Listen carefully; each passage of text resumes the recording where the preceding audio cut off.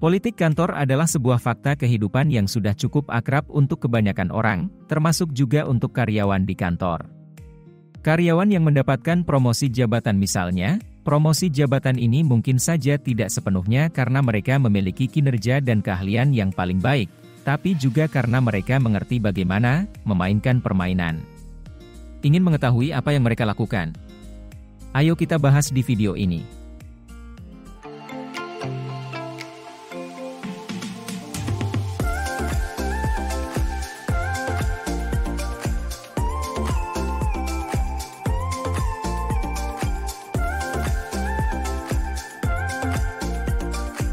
Hai Sobat 5, balik lagi sama Minlo di sini. Di video kali ini, Minlo akan membahas mengenai 5 hal yang bisa dimanfaatkan dari politik kantor.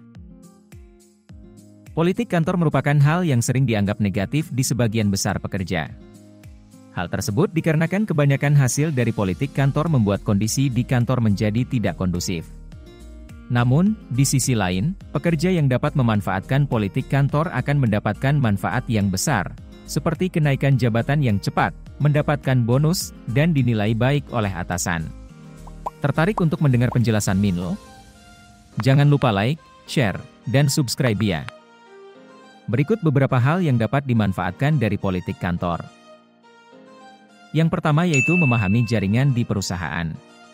Di setiap perusahaan tempat kamu bekerja, pastilah akan selalu ada berbagai kubu yang terbentuk karena kesamaan satu sama lain antar individu di dalamnya. Hal tersebut bisa menjadi cikal bakal politik kantor dari kumpulan orang tersebut. Setiap kubu di dalam suatu perusahaan pastinya memiliki tujuannya tersendiri. Mereka pasti sering berbagi banyak hal baik itu urusan pribadi maupun pekerjaan. Dengan adanya kubu tersebut, kamu jadi mengetahui jaringan relasi yang ada di tiap kubunya. Ketika kamu sudah mengetahui jaringan yang terdapat di dalam suatu kubu, kamu jadi mengetahui apa yang bisa kamu lakukan dan kamu dapatkan dari kubu tersebut. Hal tersebut bisa kamu manfaatkan, karena apabila sudah mengetahui setiap jaringan yang ada di dalam perusahaan, maka kamu bisa mengetahui jaringan mana yang memiliki power dan benefit yang lebih banyak. Yang kedua yaitu tahu dengan siapa perlu membangun hubungan. Di poin sebelumnya telah dijelaskan kalau memahami jaringan di perusahaan akan memberikan kamu informasi yang sangat menguntungkan bagimu untuk bertahan di perusahaan.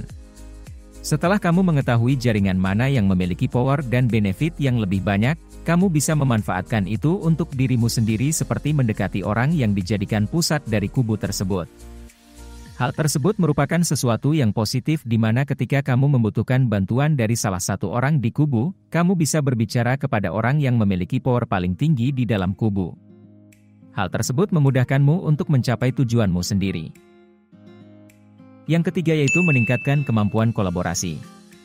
Kemampuan kolaborasi merupakan suatu soft skill yang penting kamu miliki ketika di dunia kerja, karena tiap proses yang kamu lalui, pasti kamu akan bekerja sama dengan orang lain, baik itu timmu maupun partnermu. Politik kantor mengakibatkan tiap individu perlu untuk mengenal satu sama lain agar kamu mengetahui kesamaan dan perbedaan dari tujuan tiap individu. Ketika kamu telah mengenal satu sama lain, maka kamu bisa mengetahui apa yang bisa kamu dapatkan dari orang tersebut. Hal tersebut berguna apabila kamu membutuhkan bantuan di mana orang tersebut ahli di bidang yang kamu butuhkan. Untuk mencapai tujuan yang telah kita tetapkan, kita memerlukan bantuan dari rekan kerja kita di kantor.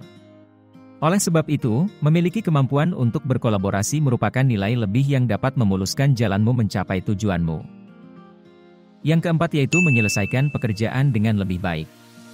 Setelah kita mengetahui bahwa politik kantor membuat kita memahami jaringan di perusahaan, tahu siapa yang kita perlu dekati, dan juga meningkatkan kemampuan untuk berkolaborasi, maka, apabila kita dapat memanfaatkannya dengan baik, pekerjaan yang kita kerjakan akan selesai dengan lebih baik dan lebih cepat. Mengapa bisa begitu?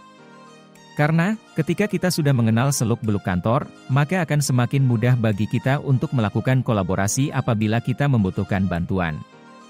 Hal tersebut memangkas waktu cukup banyak, sehingga kita menyelesaikan tugas dengan cepat.